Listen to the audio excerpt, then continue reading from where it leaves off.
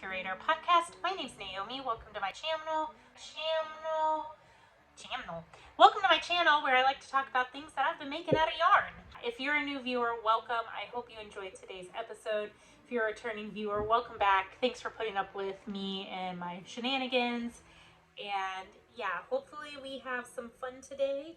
I'm going to apologize in advance for if I just lose my train of thought. Today is Tuesday, November 8th in the United States. It is our midterm elections where I work, which is a local history museum and also a local government organization. We are a polling location. And while I am not a poll worker, God bless them, since we're a polling location, someone on our staff has to meet them there at 5 a.m.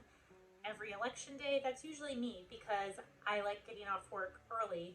Go in 3 hours early, get off 3 hours early.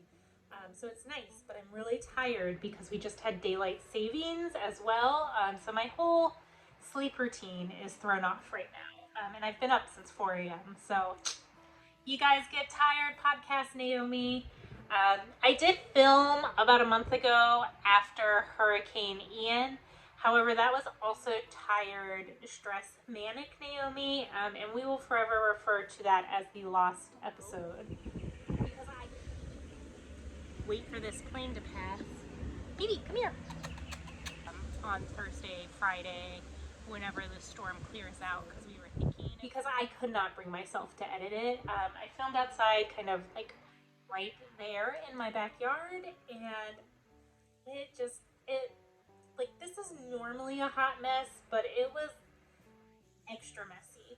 It was like the sloppy Joe of podcast episodes. So I'm saving that from you guys. I just brewed a fresh cup of coffee, and hopefully this will be somewhere between post-hurricane manic and sleep deprived. So I guess we'll jump right in to what I've been making. I do have a couple of finished objects. The first, if you follow me on Instagram, you will have seen that last month I did finish my Tegna. This is the second time I have knit this pattern by Hunter, and I knit it mostly to pattern. I only made some modifications in terms of finishing, like I didn't do any ribbing along the sleeves here, and then I did this as a rolled hem, and otherwise I knit the size 2 or 3, and yeah, I didn't do any waist shaping to the body, which I did on my first Tegna. I think I might have just knitted a little bit longer than the pattern calls for. The yarn I used is a 100% silk yarn. I'm not sure who the maker is. I've talked about this in past episodes. I bought it at, I am part of my local Weavers Guild, and every fall and spring they do a member sale. So I bought this at the member sale. The label is completely in Japanese. All I know is it's 100% silk, and it was like 540 meters, and it was like $4 a skein, if even. I think it might have been $2. I think I spent $4 total on 2 hanks of it. The last time we spoke, I was in a game of Yarn Chicken with my first skein, and so I did have to open up the second hank to finish the front part of the garment, and then for the sleeves as well. And because it is 100% silk, as you knit with it, it was like really hard and crunchy. It didn't feel the greatest in your hand as you were knitting with it. However, I have been wearing the heck out of this thing since I finished it. Like, it is probably like a weekly wardrobe staple. I think they refer to that as a high rotation object.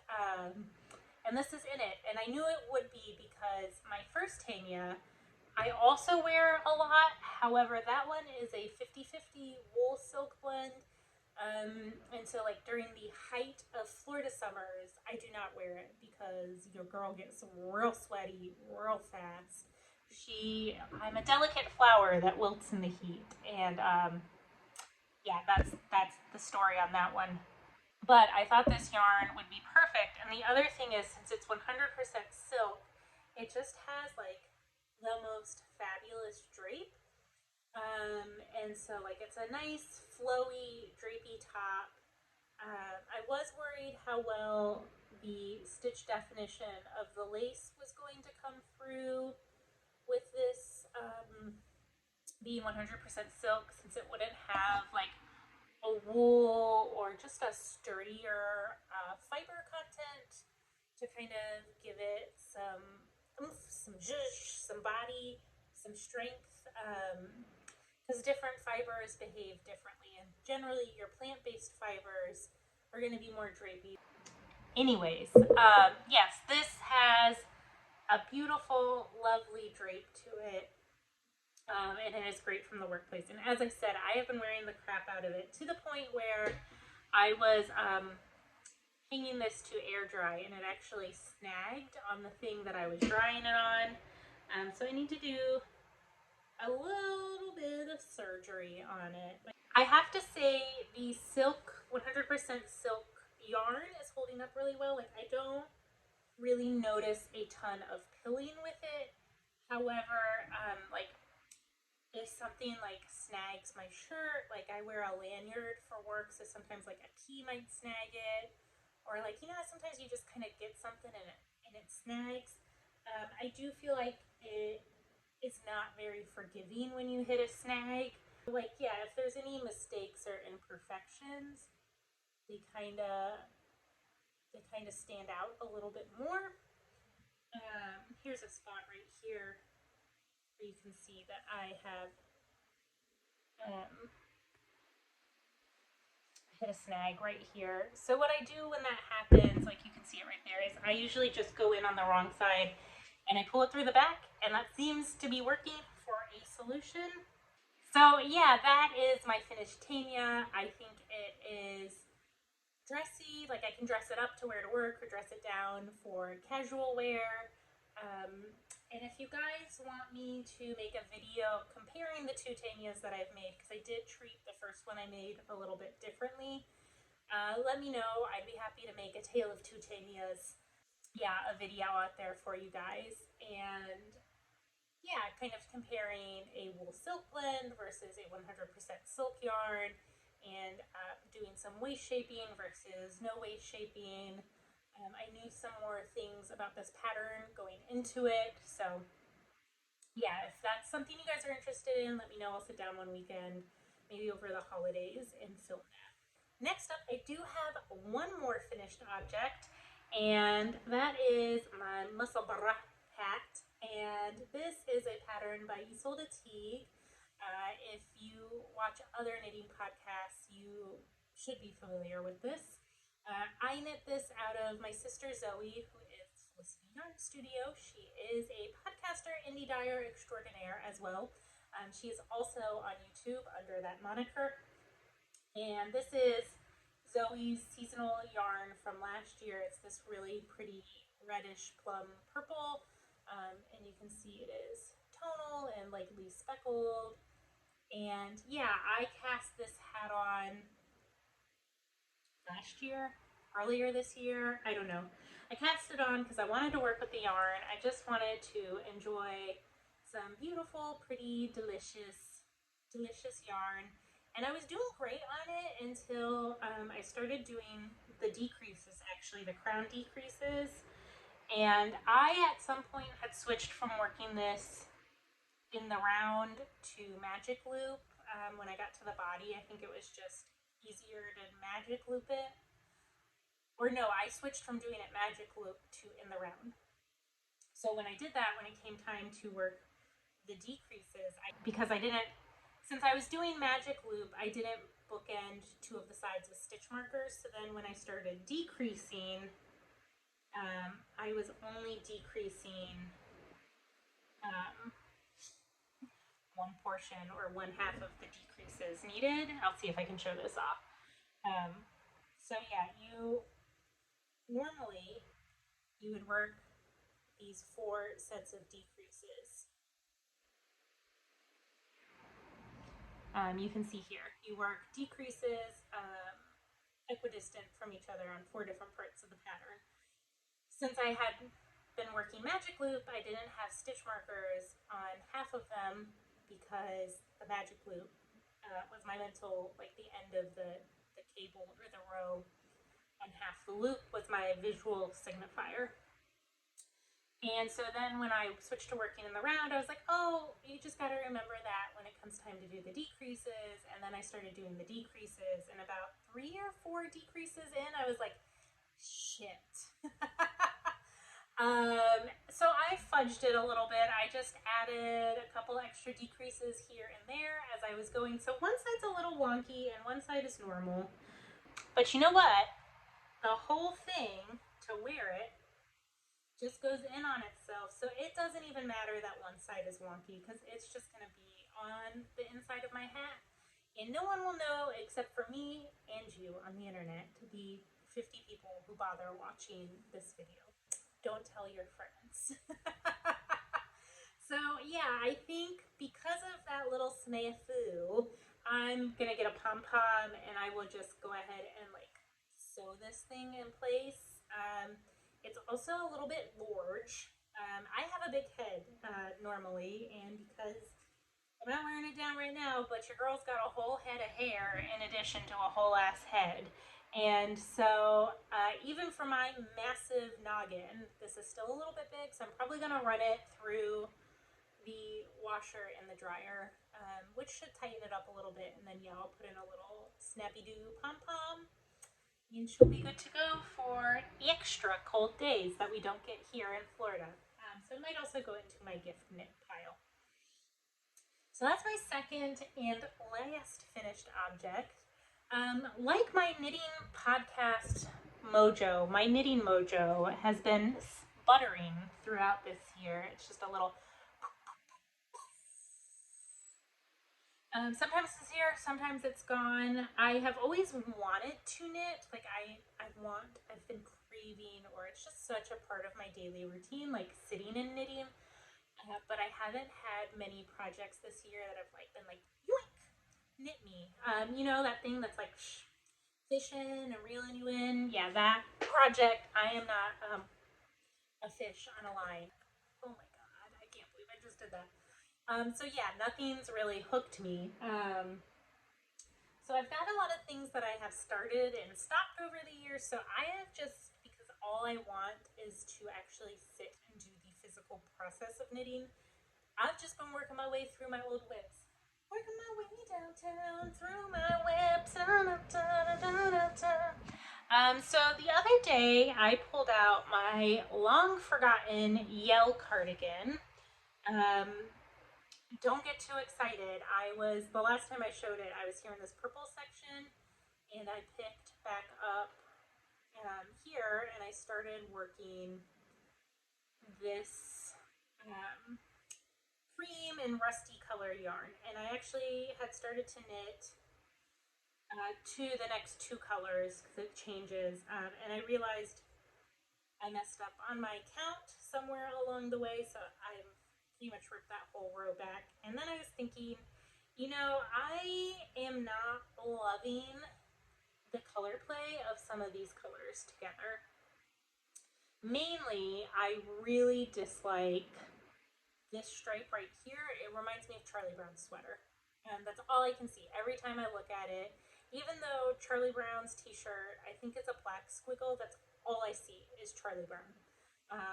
And I really hate it. And so I am not so far along in this pattern where ripping back is not an option.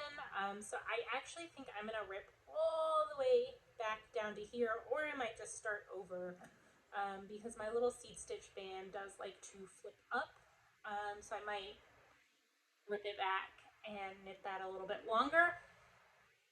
And so, yeah, that's my Yell cardigan. I think what I'm going to do, because I had started, the next section was supposed to be this gold color, which is part of the Charlie Brown problem. And then I had this like light minty blue seafoam, it's green blue toothpaste mint. And I really like the two of these together. And so what I'm thinking of doing is actually ripping all the way back. I like this kind of darker blue-green together with the aqua next to it.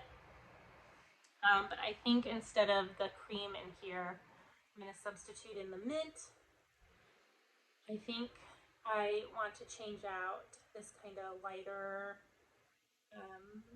taupe coffee creamed color for the main color.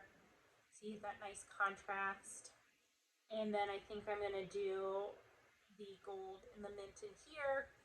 And I think, yeah, overall just simplifying the color palette of this pattern a little bit more than it currently exists, because it is very busy.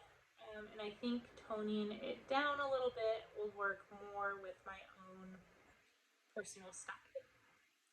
Excuse me. So yeah, I think just going a little bit simpler will work more kind of with my own personal style and my comfort zone. And honestly, rusts and yellows are kind of out of my comfort zone of what I normally wear. I am very much cool tones. Pinks, purples, blues, and greens are what I wear the most, like in my everyday wardrobe. And so, yeah, I think we're gonna bring it back into my comfort zone a little bit more. I do love the rust. I love the rust in this brown color a lot, and I think they look great together. This one, I like this on its own, but yeah, I don't like it with that brown color. So that's got to change. And like I said, this did not take long to do at all. I think it took longer to work the seed stitch border than it did the color work charts. So that's my yellow cardigan. The other part of me thinks just yeet it into the ether and pick a different all over color work pattern. Because I have all of this gorgeous yarn from Biches y Bouches. Truly, I mean, I have so much beautiful, yummy yarn that I bought to knit this sweater, and it needs to be used into something. Yeah, these are all different colors for this sweater. I think it uses like 13 or 14 different colors. That one's a partial screen left over from my poet. But like, yeah, this yarn needs to be used, you guys. It smells good too. It smells like sheep. So yeah, it is fingering weight, woolen spun, non-superwash, 100% petite lamb's wool, from the Scottish Highlands, I'm pretty sure. Yeah, I love this yarn. I have knit multiple projects now out of it. And yeah, I'll read you it is. I do remember. This pure lamb's wool from Scotland, from a family-owned fibre mill, a beautiful, natural, and scoured quality for your dreamy knitting projects. With love, Astrid and Caroline. Thank you, Astrid and Caroline. So yes, Biches y Bouches. It's pretty affordable. It's sold in 50-gram hanks. Each hank is about 15 bucks. However, since it's woolen spun, you do get like some more bang for your buck in terms of yardage. Because I believe I made my poet sweater, I think I only used 150 grams. It might have been 200, but if it wasn't a full 200. By 200 grams, I mean I used 4 balls, which would be 30, 45, about 60 bucks for a sweater's quantity of yarn. It's not bad. I know that's a lot for some people. The yarn, since it is a little bit more rustic, it's a little toothy. It's got just a little bit of a bite against the skin, but it's also one of those yarns where after you wear it for a while, it kind of warms up against the skin. And you don't really notice it that much. So that's my yell cardigan. Are you yelling yet? What I have been making a lot of progress on, which is living in one of my fat bottom project bags that was made for me by my aunties, who are the sewists behind these project bags, is I did pick back up my Waffle cardigan, and this is made by My Favorite Things Knitwear. I believe it's also Pernell Larson. And so the last time I showed this on the podcast, I had finished the body. It just needed the sleeves. So your girl has since knit a whole sleeve. Here it is. Here's proof of life that a sleeve is done. And then I am about halfway through the second sleeve. And yeah, I only stopped because I need to cake up more yarn. And if you'll notice a theme, when I hit a roadblock with a problem, like when I hit a roadblock with a project, that's when it goes and sits in timeout. And so this one didn't hit a roadblock. I just set it aside and never picked it back up. And it was borderline approaching like graveyard status. So I don't know about you guys, but like if a whip sits in cold storage for too long, like it might never get finished. And that's usually the exception, not the rule for whips in my house. I'm pretty good about only having 3 to 5 projects on the needle at any given time. So like I usually finish my whips. It's kind of like books. Even if I hate it, I will finish it. Um, I can't DNF, and it's the same with my knitting. I don't like not finishing projects. So there's not many that I don't finish. Anyways, this was approaching though, like I am never going to pick this up and finish it, which I did not want to be the case because I love this yarn. This yarn is from my sister Zoe, again, Felicity Yarn Studio. And she custom dyed this colorway for me, which is this beautiful deep green. And I absolutely love it on the mohair. Not that I don't like it on the fingering weight, but just the shine and the depth of color on the mohair silk blend, and held with the fingering weight is like the perfect forest emerald green. Emerald, yes. For those of you who don't know the story behind this colorway,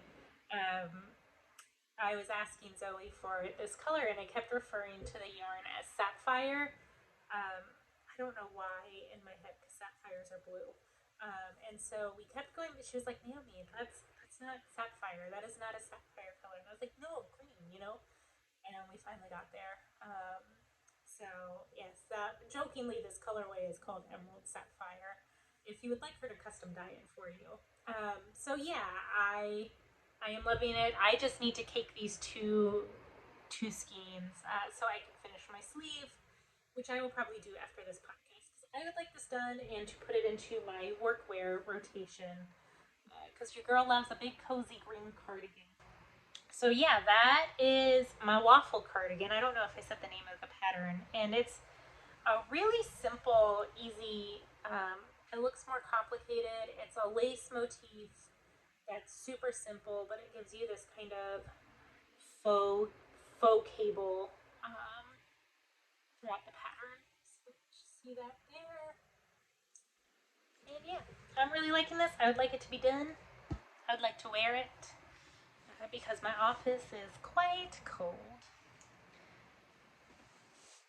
So, as I mentioned before, and this has probably gotten like the majority of my attention before and after the hurricane because I did not have the mental energy for shit during that like 3 week period leading up and then after. And as I mentioned, I kind of just wanted to be knitting. It didn't really matter what, but my hand, my body, my mind, my mental health, like it associates night times with knitting, and that's just what we do. And so I pulled also back out of cold storage, deep storage, my Bits and Bobs blanket, which ironically I had started in the middle of a hurricane like a year or two prior. And yeah, so I guess this is just my hurricane blanket. So I'm not going to hold the whole thing up like widthwise because she is gigantic. The pattern calls for you to cast on like 150 stitches. Your girl cast on like 450 because you'll know we like a big ass blanket in this house. It did not need to be this big, however. It truly did not need to be this large. And it's going to be big enough to fit like a king size bed when it's done. That being said, the rows take forever. So So here she is. It's almost 2 feet in depth, length, whatever you want to call it. The last time I showed it off on the channel, it was, I have a stitch marker in here somewhere, but it was somewhere around this hot pink row. And we've been knitting since then. And so I am holding 2 strands of fingering weight double. The whole blanket isn't going to be a fade, but I try and kind of melt from one color progression into the next. We don't get that as much here where it goes from like the cream to the purple, but that's okay. That's fine. But yeah, I have just been knitting this in the evenings. Some nights I only got like 1 or 2 rows done because, as I said, there's a lot. And I've tried measuring how wide it is by like laying it out in clumping sections, and it just hasn't happened. It's getting quite heavy, which makes me worried when it's like 3 times as long as it is now, because I think I'm just going to knit till it's 5 feet long. It's either going to be 5 or 6 feet long, and that's going to be good enough. I might do it.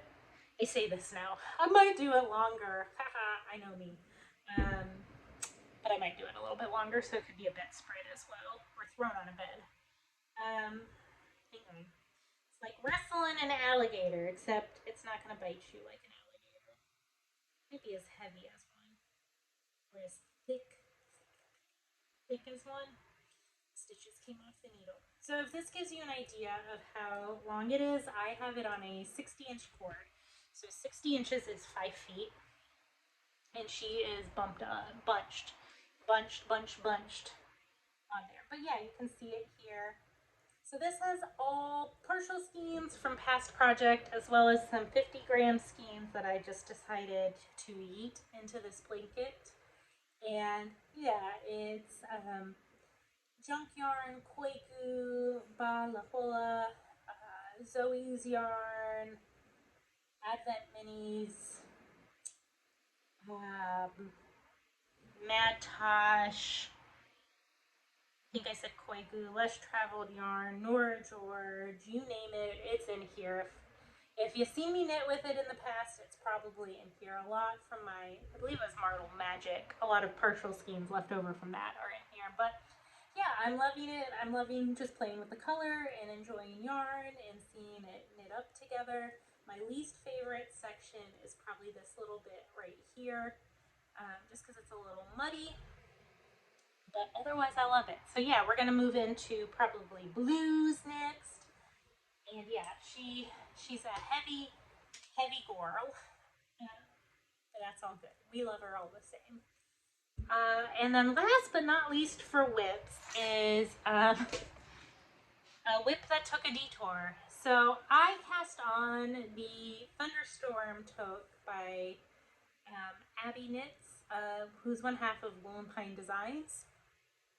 Fully intending to knit that hat, and it's knit with a double brim, which means you knit it super long, so it can be folded up double, extra cozy around your ears. As you will notice, I just kept going in a 1x1 rib, not because I don't want to knit the hat, but I couldn't be bothered to go find the size needles I needed.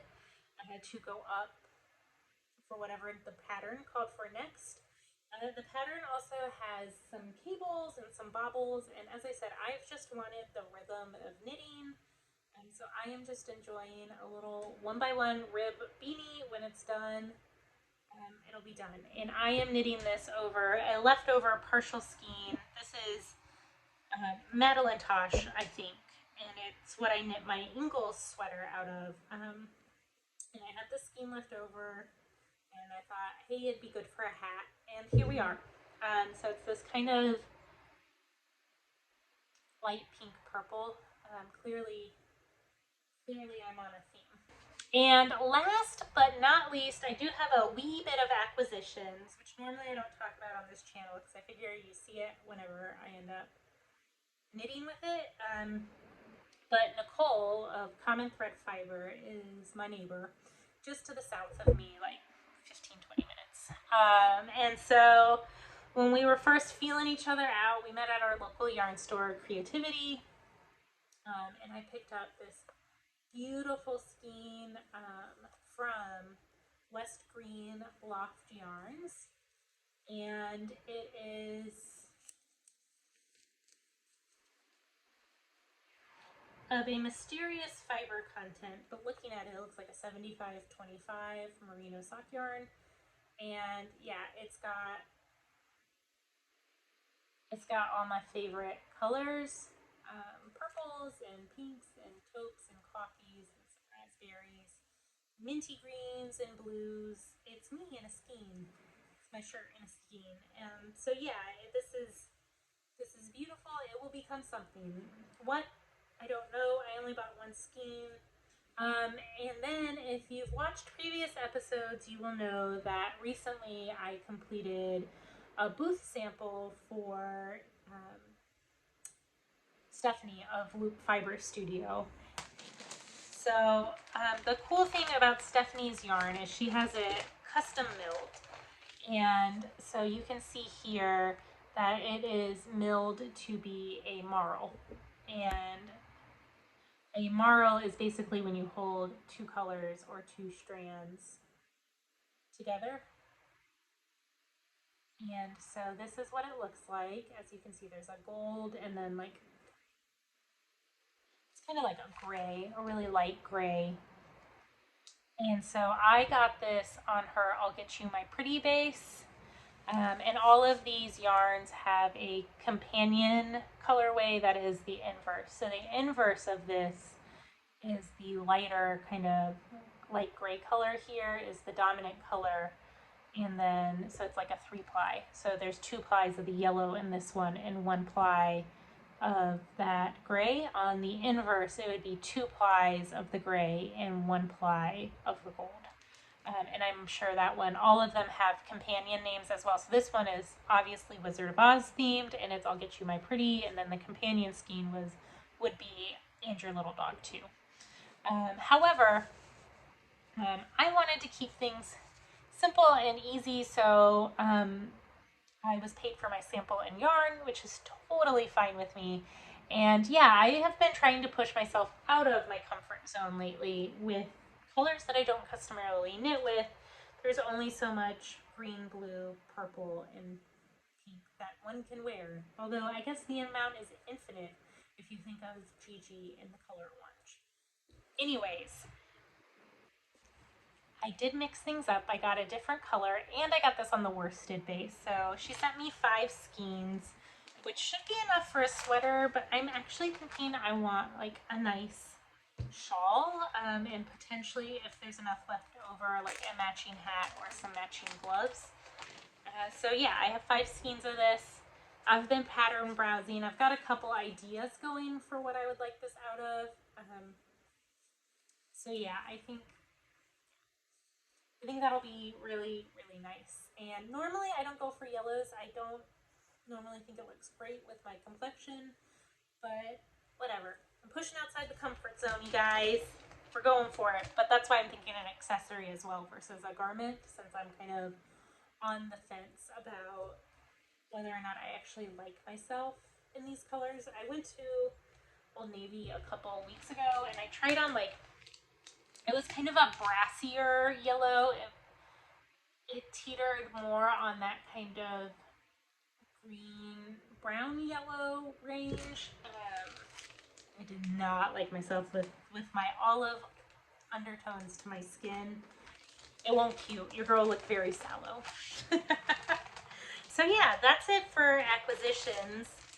And yeah, that's it for what I've been making. I have been spinning on my e-wheel. Not as much. I was doing good. Like right after the storm, I was spinning a good amount. So I'm just working my way through that pound of fiber. Working my way downtown through a pound of rambouillet. That's what I think every time I say the phrase, working my way. Even though you don't even finish the last of the Vanessa Carlton song. That's where I'm at. Is that the wind or was that BB? Might have been BB. Hey, sleepyhead. Hey, big boy. You want to come say hi? Well, he's not figuring out there's a bench right behind me, how to jump up on it, but we'll insert some BB footage. I just wanted to show you guys because he decided to lay proof that he actually uses his dog bed, which is almost never. Yeah, you want to say hi to your adoring fans? Are you looking like you actually use your dog bed? Because you almost never do. All right, you guys, I think that is going to do it for today. I hope you enjoyed today's episode. If you have any questions, comments, concerns, anything, put it down below in the comments section. If not, we'd always appreciate a thumbs up, a like, a subscribe, and a comment. Help boost me with the algorithm. And yeah, until next time, I hope you enjoy whatever you're making. I hope it brings you joy. I'll talk to you later. Bye.